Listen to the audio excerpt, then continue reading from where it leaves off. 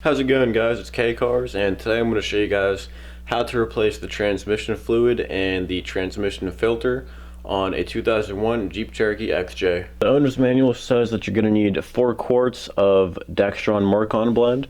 So in the owner's manual it actually suggests Dextron 2, but everybody online says to use Dextron 3, so that's what I used. And like I said, 4 quarts of that. Also, since we're going to be replacing the filter as well, of course we're going to need the transmission filter and a gasket for the pan. And I got these two things from quadratech.com. I think they're like 20 bucks. It came in a whole kit like this. And then for these 4 quarts of oil, I just got those from Advanced Auto Parts. This is all the stuff you're going to need to do this, and let's go ahead and get started. Okay guys, so right here is the transmission pan. And actually right over here, as you guys can see, that is the drain plug. So that's what you're going to have to unscrew first to actually drain it. And once you drain it out of the drain plug, there are all these screws on the outside of the pan that you kind of have to unscrew. And then after you get all of those out, you're going to have to make sure that you can actually disconnect the dipstick tube. And I don't know how well you can see, but right about there, you can kind of see that separation. That's where it's going to separate from. And I know a lot of Jeeps like this have trouble actually separating the dipstick tube. So some people actually just cut it and then use hose clamps to put it back together. So hopefully this one will actually be able to come loose and I'll just be able to do it that way. Then another difficulty is this exhaust pipe might be in the way of getting to the screws on this side. And then also the cross member might be in the way over on this side, if you guys can see that. Yeah, like I said, the first step is unscrewing the drain plug, so let's go ahead and do that. Of course, you also want to make sure to have a drain pan right below, just so you don't spill all the oil on your floor. This is actually going to be a 14 millimeter, and like I said, you're just going to want to unscrew the drain plug first.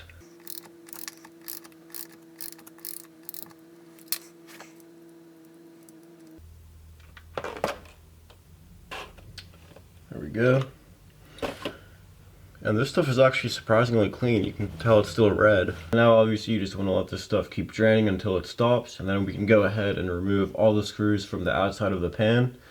Now we can go ahead and try to take the pan off. Okay guys, so to unscrew all the screws that are around the pan, you're going to need a 10 millimeter. So I already went ahead and loosened up all of them, and the ones that were the most difficult were the ones right next to the cross member here. You just have to get really creative with what you do.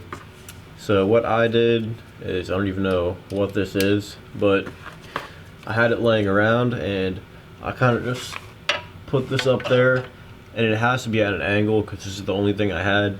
Then I used this little clamp thing, I just twisted it like that. So that's how I got those. And the rest of them came off with just a regular socket, so that's all you would need for that.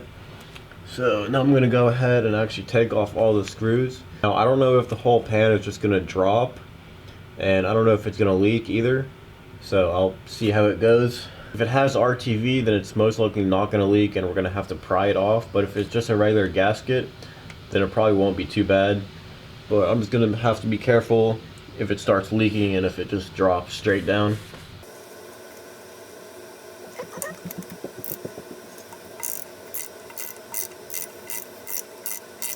These are all pretty loose. They're only supposed to be torqued down to 5 foot-pounds, so it wasn't really that hard to get them all loose.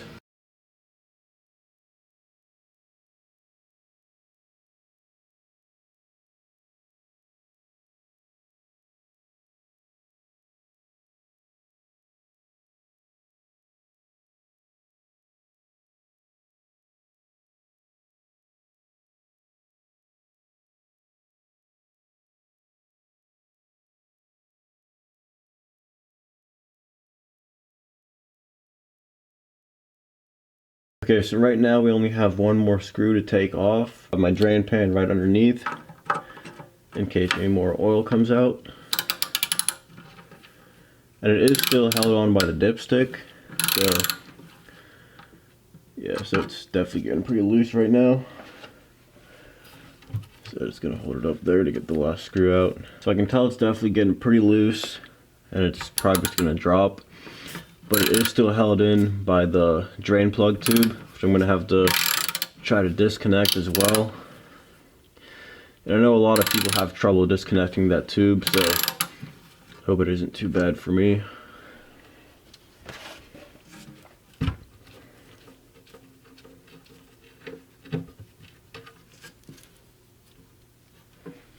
Okay, I'm just keep holding it up just in case it drips.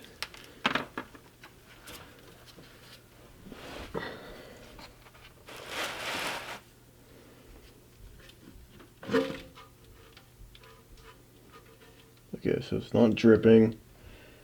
So now I just have to get the dipstick tube disconnected. See how that goes. Okay guys, so as you see, the pan is right here and it is kind of just dangling right now. So the dipstick tube is actually right there. I don't know if you can see, but right there in the center, that's where it's supposed to separate. So that's what I'm going to be trying to do right now. And like I said, a lot of people have trouble actually separating those two, and then they end up just cutting the whole thing. And that's what I don't want to do. So hopefully this goes well.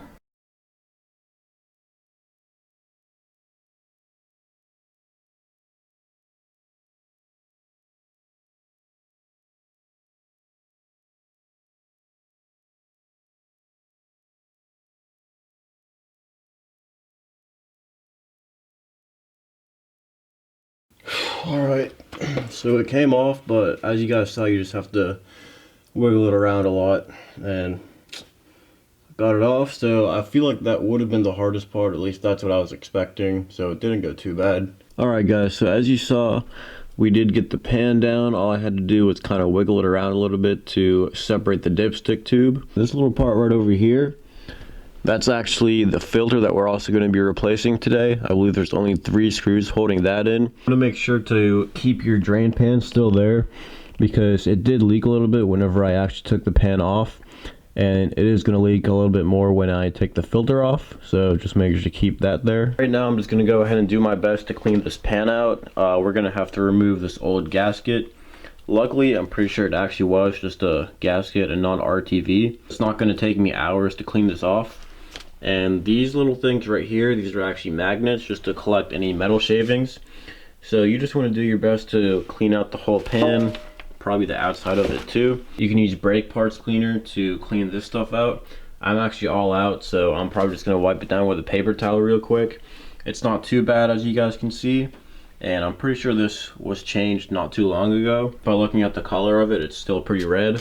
So yeah, let's go ahead and try to clean this thing out.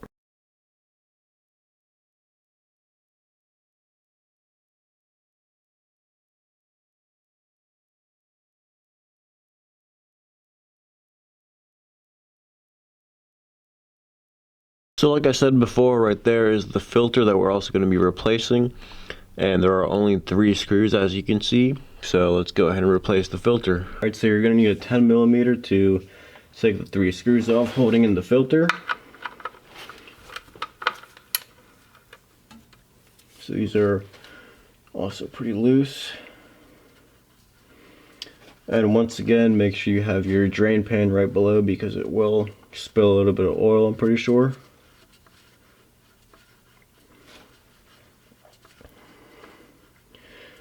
And be careful not to drop the screws in the drain pan as well.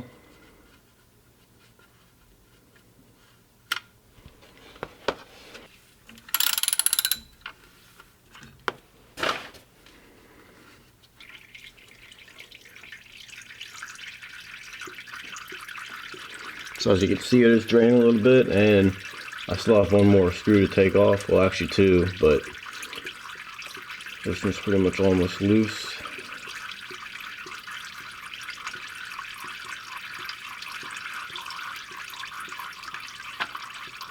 Alright, I'm probably just going to let it keep draining. Alright, so once you've let it drain out a little bit, we can go ahead and remove the last screw. Alright guys, so there's actually 4 screws, not 3. So we're going to have to remove this one down here as well.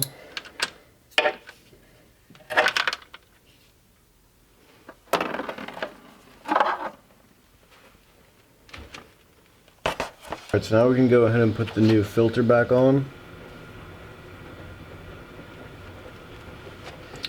Just to make sure the holes align.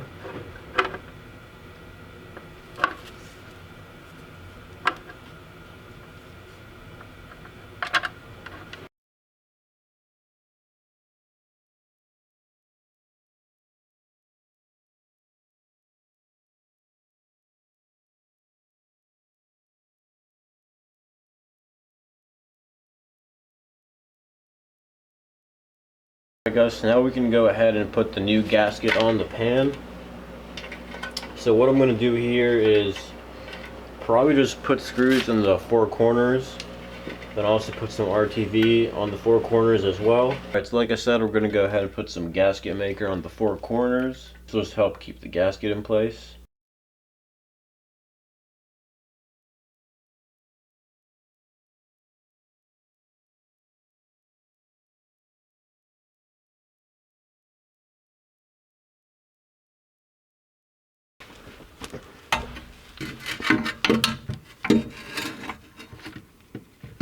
Oh, I see you get the screws in the holes. Oh, I see what you mean. And you got the gasket on it? Yeah. Let me try to do these.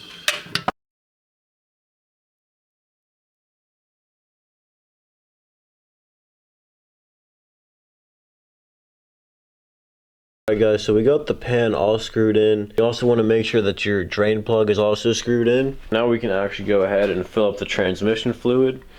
And we're actually going to do that through the dipstick, which you can see is right over here. We're just going to put a funnel right in there. Then it should just take 4 quarts. Alright guys, so as you can see, I have the transmission dipstick out. So right there is where it goes. As you can see, the funnel is right there. I'm just going to go ahead and pour 4 quarts in there. And then I'm going to go ahead and drive around and come back, check the dipstick while the engine is running, and pour some more in if I need to. Like I said, this is supposed to be Dextron 3 Mercon blend. So just make sure we don't spill it here.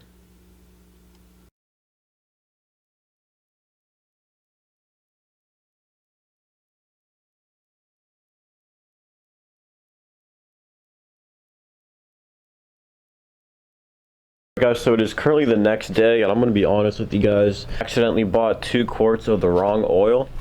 So this is the right oil, Dextron 3 Mercon, and right here it says for vehicles requiring Dextron 3/Mercon. So that's what you want. I don't know if you guys noticed, but at the beginning of the video, I had 2 quarts of this and 2 quarts of fully synthetic.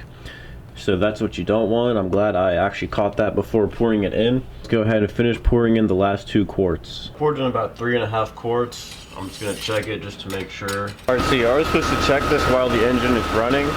So I'm gonna go ahead and check the dipstick again, and you also want to make sure that it's on a level surface.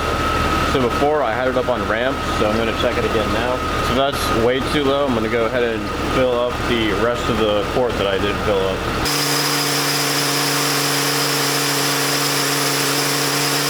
Alright guys, so I added all 4 quarts. I checked the dipstick while the Jeep was running, and it was already at operating temperature, and it still was below the add line, so I'm probably going to have to add some more oil. Also, another thing I wanted to mention is that some of the oil is also going to be in the torque converter, so if you're doing a full flush, you're going to have to empty that out as well.